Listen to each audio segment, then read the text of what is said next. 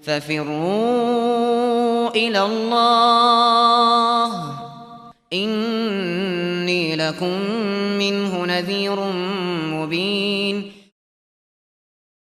Pertanyaan berikutnya dari Fatmawati, akhwat 24. Ini keluar dari tema kita, tapi saya bacakan Ustadz. Semoga Allah senantiasa menjaga Ustadz.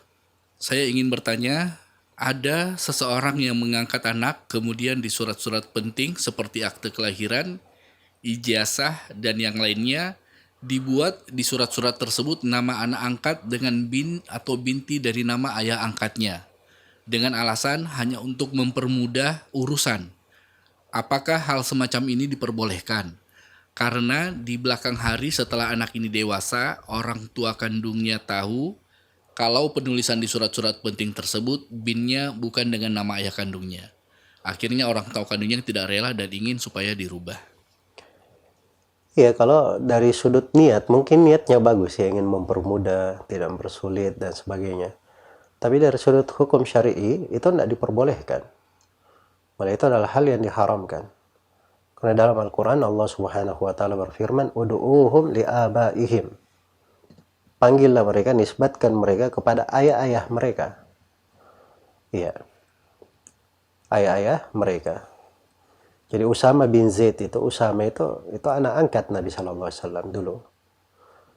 Kemudian ada sebagian orang yang mengatakan Muhammad bin Rasulullah Shallallahu Alaihi Wasallam. Maka ayat ini terkait dengan yang memanggil Usama kepada selain ayahnya, padahal dia Usama bin Zaid bin Harith. Jadi tidak boleh dipanggil dinisbatkan kepada Nabi. Ini saja terkait dengan Nabi, ada teguran ayat, apalagi terhadap orang lain.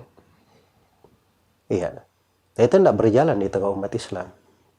Itu hanya berjalan di sebagian orang-orang kafir dan diikuti oleh sebagian kaum muslimin. Sangat disayangkan dan kita sedihkan.